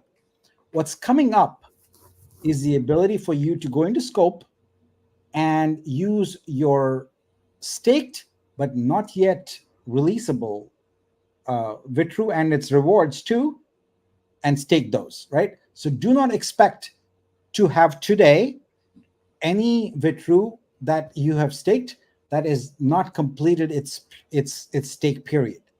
Only if the stake period for whatever you staked in the airdrop is complete would you have gotten an airdrop today. That's So right. just to clarify that. Yeah. When is Vibe Dex rewards going to start from? And I think you addressed that early, but maybe they joined late. Yep. It's going to be from inception. Yeah. From the time the pair was introduced. So essentially a smart contract was created. So when that smart contract was created, every buy from that point onward is eligible for Vibe. But the implementation of that requires the creation of yet another smart contract, an app, a UI, etc. So it's going to take some time. But all this stuff is on chain. It's not going away. It's history. So once we implement it, boom, you'll get your Vibe and all of that. Yeah. So when sex, Nick? I can tackle this one. So this is kind of one of those things that we're all excited about, launching us too. But I think there's a number of things that we have to get done first before sex, and I think we've gone through ad nauseum, all these different things.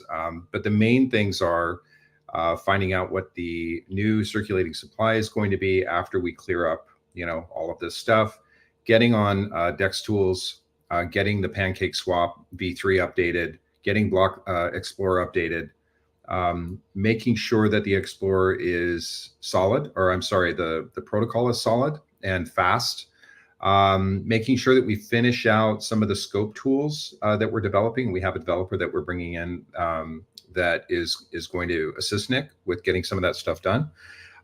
Getting the Vortex game is probably priority one in terms of the fundraising for that, so that we have a longer runway. Working out the bridge issues, all of that stuff we expect to be done 30 to 60 days. Block Scout and V3 will probably be on the, after 30 days. But again, sometimes we're just throwing these curveballs and we end up spending an entire week on one issue, like we were with the APR staking. So once we get that done, then so once the Vortex game we've got some funding, we've got some of those other things worked out, the protocol is fast, then we're going to do a 30-day marketing blitz, and then that's assuming that we've are listed on Dex tools. So technically Dex tools would predate sex listing. and Age is working on getting that resolved. They have a backlog of chains, and whenever you list a chain, it's just a lot more extensive process to get listed. It's not like a token, so they have to do more due diligence and that sort of thing. So Age is working on that. That's one of his big projects. So I would say over the next 30 days, we should probably have some updates on Dex Tools listing. Then, Age and I are working on the marketing plan right now for the entire ecosystem as a whole. And we've got a pretty good bird's eye view of what we're going to be doing. So that plan is being implemented. And then once we launch the marketing plan, we'll have a goal of a SEX listing, and then there'll be a traditional pre-sale or airdrop or whatever we're going to be doing from a marketing standpoint, so that we can go to list. Yeah, hopefully that makes sense. So October, probably November, but maybe October. I mean, there's a lot of variables, but let's just go with October, November would be a huge accomplishment. And at the rate we're growing fast. So that would be my personal goal if I was to say October, November, kind of somewhere in there. And we're firing it all. 7,800 batteries, or whatever it's called. 14,000 batteries. I forget what's in my Tesla, but it's all right. Just one quick sec, Mike. Yep. So I was just thanks, Biz, for letting us know that the deck was locked. I just unlocked it. So if you go to vitruveo.xyz/download-S4E7, now you'll be able to get to it. Sorry about that. Yeah. It was really funny because the URL is predictable, right? So this morning, morning for me, while I was working on, actually not morning for me, evening for me. Yeah. While I was working on the deck, I had people already jump in there. And, I'm like, hold on, folks, let me just finish editing the deck. So I locked it again, and then I forgot to unlock it. So I apologize for that, but we are back on. All right, please continue. Okay. All right, good. All right, and Nick and Mike, the loophole for the buy rewards is buying from one address, transferring from Vitru to sell, then transferring that USDC back to the original wallet, rinse, repeat, or is this allowed? So that's that. I think they're basically talking about the liquidity loophole for Vibe. Yeah. So it's not exactly this way, but conceptually it's the same thing. So right now we have the concept of creator credits, which is NFTs, each of them valued at 100 Vitru, and so you can spend any amount of that on an artwork, and perhaps that's your friend or relative's artwork, and you make a deal with them of that, hey, when you get this, give me back some Vitru. So that's basically what we are talking about with regard to bad actors. In a new world with VUSD, creator credits were a non-fungible token, NFT, right? VUSD is a fungible token. So it limits the things we can do in terms of transferring, but at the same time, it enables us to do things that we weren't able to do with NFTs. So with VUSD, as I mentioned earlier, it's going to be pretty straightforward. One, the coins you were granted as a benefit. It was a benefit. Let's be clear about that. It was not a deliverable, if you will, for the boosters. It was a side benefit. We will have it expire at a certain time. So use it or lose it. That's one thing. Second is you will only be able to spend a certain amount of VUSD on a particular vault. So that will then force you, if you're a bad actor, to have your friend or your family member create multiple vaults. But then you get into the problem of moderation, because we will not approve those vaults. And so that is a good and effective way of preventing collusion, if you will, in order to create to get that. Thirdly, we will limit the number of artworks you can buy from one vault using the VUSD. So again, we are using vault as a way to control the collusion that can occur. And because vaults are protected in the sense that in order to create a vault, you have to, and by the time, we're talking a few weeks from now, very shortly, create a KYC, etc. So to have a unique vault, you will need to have a creator KYC. You will need to go through the moderation process and get approved. And so it puts the brakes on that kind of activity, but it allows people who are genuinely buying artworks, etc., to really have some fun. That's really the intent of it. Have some fun and get some artwork going, learn about it, and make some new friends with creators, and at the same time help our protocol, because we created those credits in order to bootstrap the ecosystem. If you're just going to sit on them, then it doesn't help the chain at all. And that's why we're going to put it use it or lose it mechanism in place. So that's going to be important. And so that's how we are going to control the flow.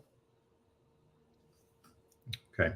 How can we provide liquidity if we have the restraint? I'm not sure. I understand the question. What Daniel is saying, like when you provide liquidity on a DEX, you provide both pairs. You in this case you provide wrap Vitru and USDC.pol. Now, if you don't have wrap Vitru, but you have the USDC pol, you cannot provide liquidity. This is a good point, Daniel. We'll make an accommodation in the wrap Vitru application to override some of the constraints if you are providing liquidity, but the transaction would actually provide the liquidity right from within the application. So it wouldn't be like Scout's Honor, I'm going to provide liquidity. It's not going to be like that. It's going to be directed where you can unwrap it beyond the controls that are there in the circuit breaker, add your USDC pol, and boom, you've added liquidity. So thank you for pointing that out. It's a really important point, and I'll make a note of that. So that's DEX constraints. All right, we'll do. What's up next? Okay, can percentage of dormant Vitru be converted / stored as wrap Vitru for Vibe rebasing? I don't know what the end goal is, because the dormant Vitru doesn't belong to an active user. Correct. It belongs to a user who doesn't. So there would be no point in converting it to wrap Vitru. And wrap Vitru is not germane to Vibe nor rebasing. So yeah, there's a lot of terms here, but I don't think they connect together. So please clarify for us, if you will. Yeah. Okay. Hi, Nick and Mike. Is there a way to unstake our Vitro? So I think we addressed that. I would like to provide some extra LP. Yeah. So it's coming. And that's going to be most likely through Scope. Is that something you're going to do, or is that something you're going to have the other developer do in Scope? Or I'll do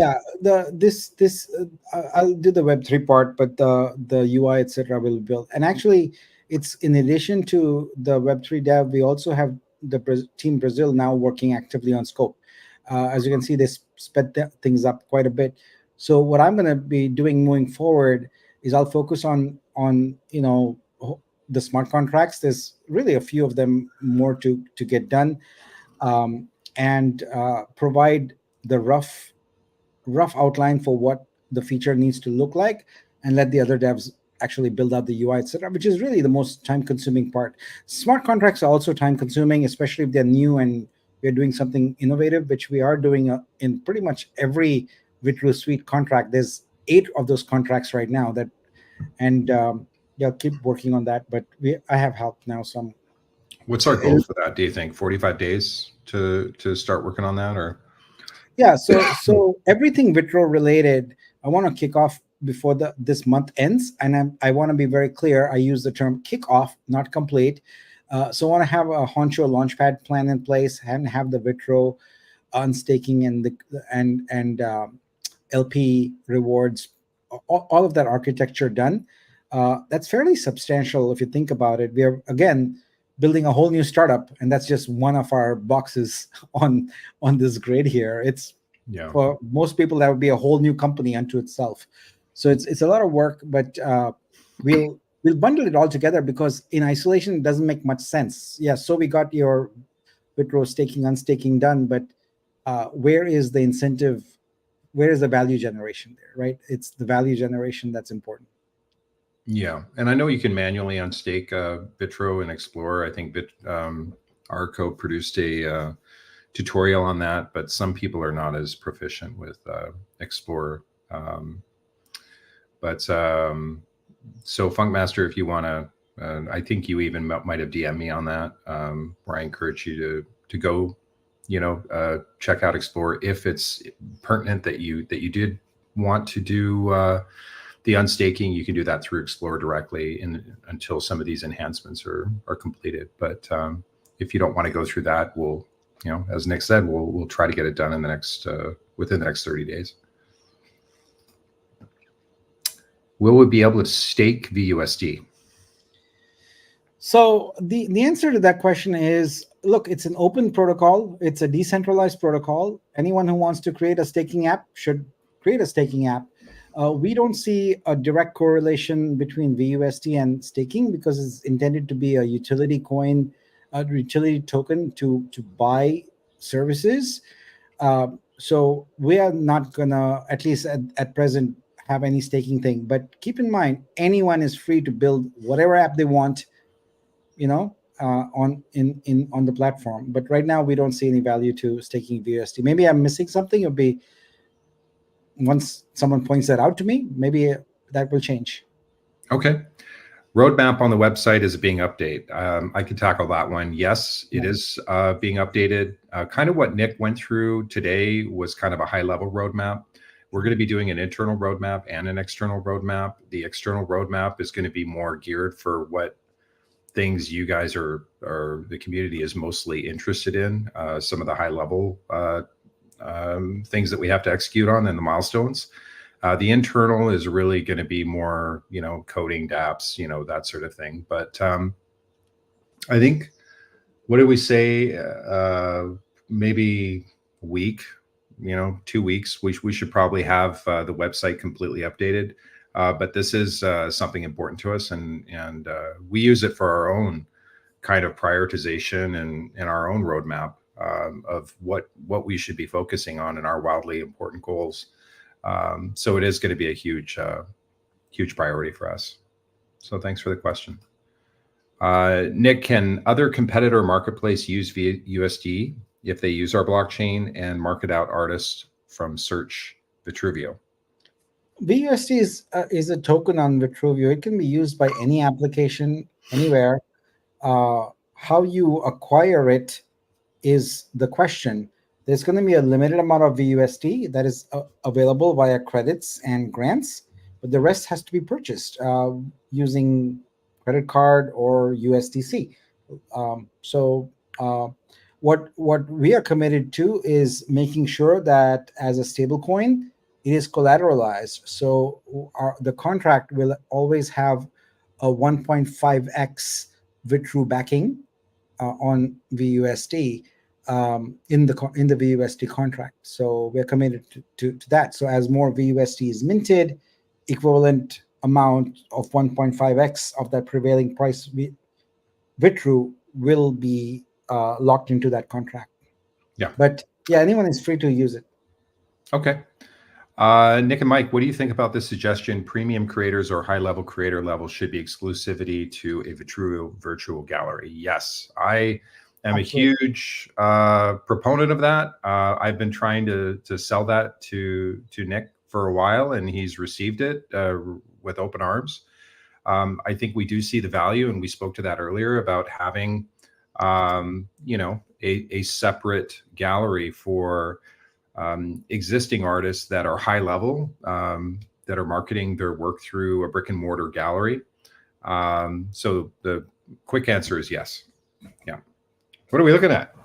I don't know what we're looking at. I asked to go to our museum, but went somewhere else. Let me try it again. So we have a beautiful metaverse gallery we have, and we intend to replicate it and make it available in many different form factors, etc. I don't know why Spatial is taking me to some random uh, game, etc. So, but anyway, we'll figure that out later.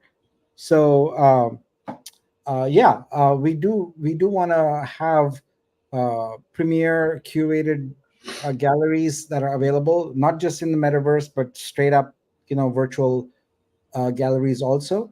And uh, the concept of premium, we haven't talked about it at length yet, but I know it's Mike's favorite word, and we intend to have a lot of premium offerings in here.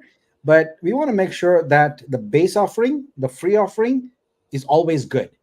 Like there are some businesses where they claim the free is good, but when you actually start using it, maybe you've got ads or some horrible user experience. It's not going to be that way on Vitruveo. The free base experience is going to be excellent, but the premium one is going to be uber excellent. It's going to be several orders of magnitude better, and it's for those who want it, are now willing to pay for it.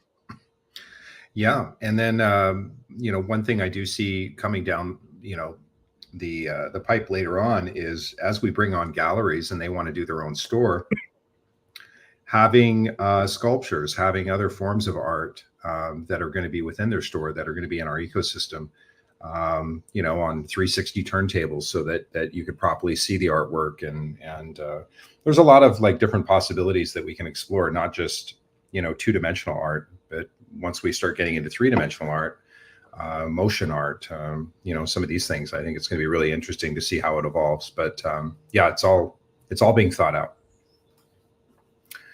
Great job, Mike and Nick. One question: where can we see our booster perk coins and OG perk coins? Those two buckets seem to be missing from scope. There's a lot of information not yet surfaced in scope, just because it's about the timeliness of it. When is it due? All the perk buckets, they're essentially vesting for 2 years with a lose it clause, where if you claim it, you lose all future. So I think we figured the longer we don't implement it, the more people don't lose that benefit. So it is definitely not something we've forgotten. Actually, we are starting with the validator perks pool now, because that's being used on a monthly basis. But we are acutely aware of these buckets, and they will manifest themselves on scope. Scope right now is, I would tell you, and there's a reason it's version 0.7.8. It's 0.7.8. It's largely undone. There's maybe 70% of features yet to be built on it. It's barely 30% that's built.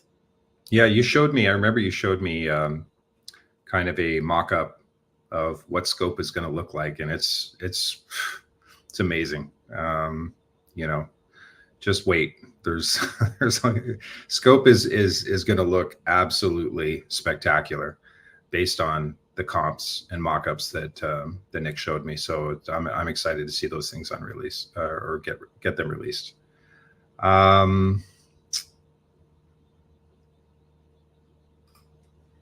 Will there be an incentive to provide liquidity for VUSD?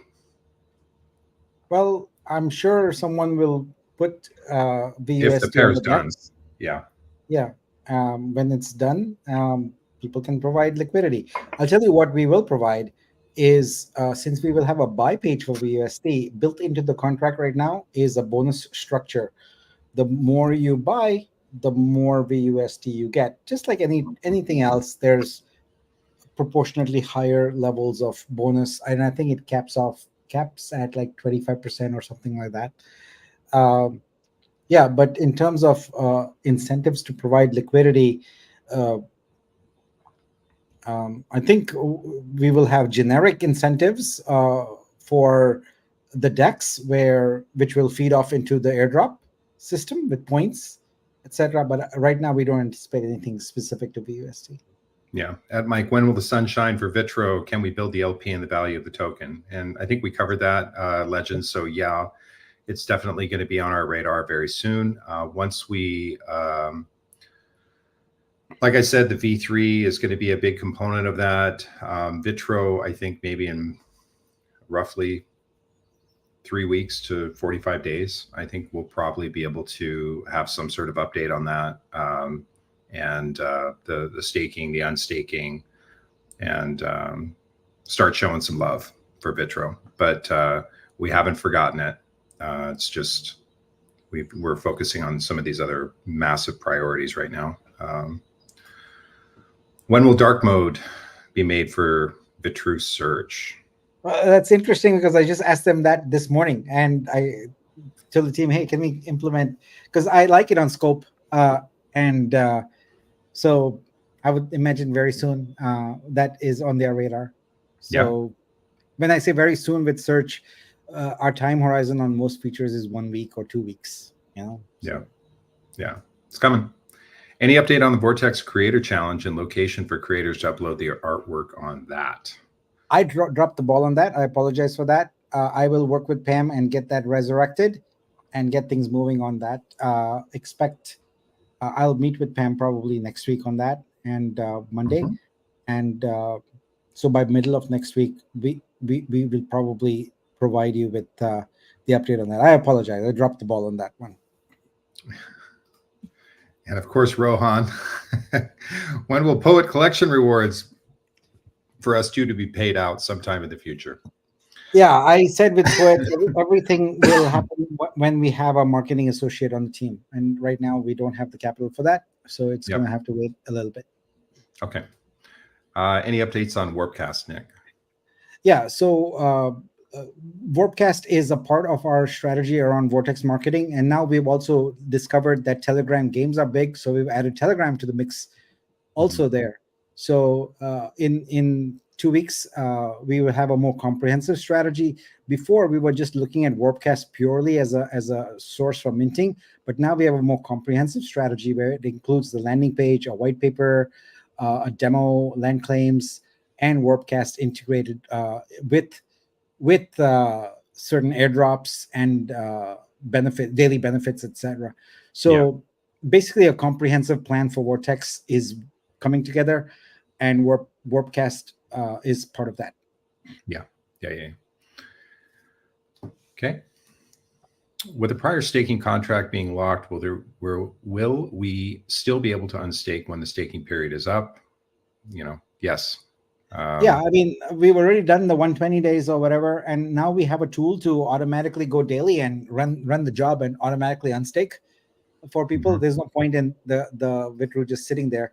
So either way, until we have a UI for it, we'll just automate that, and it works now. So I can very confidently say that no one will wait on their unstake for more than a couple days. We'll probably run it daily, but if you miss something, it'll be in the next 24 hours or so. So yeah, and ultimately it's going to find its way into Scope as a first-class citizen there. Yeah. Arco wanted to make sure that we made clarification that people that did not seal the deal think that the dormant wallets, they can claim their coins now. So please make it clear that the people that did not seal the deal has nothing to do with dormant wallets. And yeah, that's history. That's ancient history. There's no going back on that. This is for accounts, wallets that have a core NFT. And a core NFT is a Nexus, a Maxim. That's what we're talking about here specifically. Yeah. It's going to be very important that everybody stays on top of the announcements and stays on top of the downloads and keep informed, because things are moving pretty quickly. Once we get to SEX, I think it'll be more business as usual, and critical updates aren't going to be as critical. It'll be more scaling. But during development, this was a rescue operation,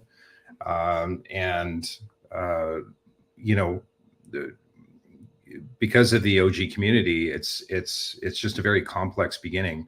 As we progress through things, we've been able to get to this point, and we've got an amazing foundation now, which is just really exciting.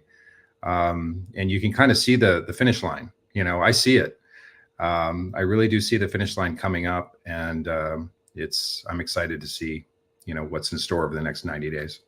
So, Mike, I see it more as we've been warming up and the race is about to start now. So I see the Yeah, start coming up. that's true. That's a good way of looking at it. Are you opposed to casual gambling apps? I'm not opposed to a casual or a serious gambling app. I'm Yeah. not opposed to any apps. Yeah. In fact, that's one of the, we are in talks right now with a gambling platform. So that's one of the things that we're working on, for the gaming side. So yeah, we're definitely open to that. And where can I see the creator level? That will be available in Studio, in your profile. Mm-hmm. Yeah, it will be transparent though. And I think we're going to be, the actual metrics and all of that will be, the scoring system will be transparent as well, right? So people will know how to scale. Is that going to be more hard coded? No, they're in Studio. You're going to see a creator level menu option. You can go in there, and because look, phase one entails us harvesting your Ethereum data, your Tezos, other. So you're going to need to enter that information. Otherwise, you'll miss out on getting those points. So for each capability we have for you to acquire points, there's going to be a workflow. So let's take exhibitions, for example. I'm not saying that'll be in phase one, it'll be phase two. So as I explained last time, and I'll just repeat a little bit, there's no mechanism by which we can validate any claim you make. So what we are building in concert with this creator level app is essentially a fact-checking on-chain app that is crowd and reputation driven. So in Studio, there will be the ability for you. There'll be various sections that make up the entire creator level. Let's take exhibitions, as I said. In there, you'll be able to say, okay, I had an exhibition at this place from this date to this date. You can provide a URL and then hit submit. And since that's a claim you've made, we need to verify that claim. How do we verify it? Well, we're not going to do that manually. What we'll do is immediately that gets queued into our fact check application that has a bounty associated with it.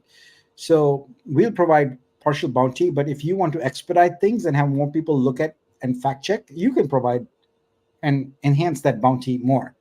So when that goes into the fact checking queue, people in the community will fact check it, and just anybody cannot fact check it. You need to have a reputation to do it, and you earn a reputation by accurately fact checking over time.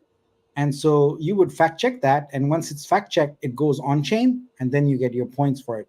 So long story short, there's going to be a section in Studio that is entirely about creator level. There's lots of things you're going to be able to do in that, but it's the first thing is creator KYC. Yep. Okay, 2 more questions, and then I think we can wrap it up, so you can get some rest. Let's see. Wrap Vitru purchase in August with Vibe incentive. Will it follow the wallet? I buy off hot wallet, then unwrap, and then transfer to cold wallet.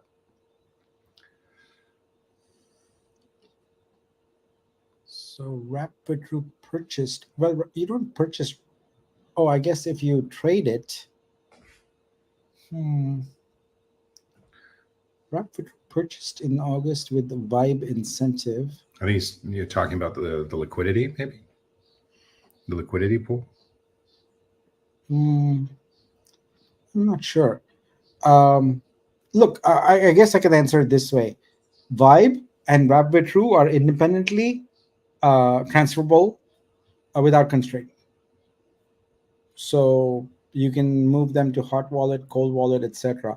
I didn't understand the first part of the question, but there are no. Well, I think we're going with the more of the liquidity, or we're going more with a Vibe rev share model or pool incentive rather than sending individual vibes for the liquidity incentive. So I think, I don't know. Oh, this is about the DEX. I see. This is the DEX buy. Correct. Yeah, buy. I think so. I think that will be individual. That will be in multiples of $10, minus double X the sold. So if you bought a little bit but sold a lot more, it negates it and you won't get any vibe. And yeah, that will follow the wallet. So we have no way of inferring where that got transferred. Right? All we have is the DEX record of what happened, and we're going to use that to drop the vibe in. And it can be hot or cold wallet. Doesn't work. Okay, I get it now. So okay, cool. Last one. At Mike and Nick, thanks for the great work. Is the 108 still the date on which every $10 wrap Vitru purchase on the DEX gets one vibe? I don't know if that was the date in which it was the 23rd, right? July that we set it up. That was the. Oh, I think he's saying 801. So so August 1st. No, it's even before that. It'll be July 23rd. July 23rd. Yeah. It's when the pair was created. Every buy after that, and every buy after that. Liquidity, no, because we wouldn't know. Well, if the liquidity is still there, yes, we would know. So yeah, the inception date is what we're going with. All right. That's all we've got, guys. 2-hour show today, 475 people watching. Thank you so much for joining us, guys. Nick, you want to close this out? Yeah, thank you very much, guys. I appreciate all of you attending. Appreciate all the feedback. Keep it coming. We listen. As you can see, every week we take your feedback into account and then make decisions, because let's not forget, Vitruveo is a community blockchain. There is no vested interest, no institutional investor or anything that we have to answer to. It's you, our community, that owns it, and we listen to you. So thank you so much for all of that. As you can see, we've got lots of things going on, and we'll continue to build upon these and grow it. But thank you so much. Dream on, dream big. Yeah. Thank you, guys. Take care.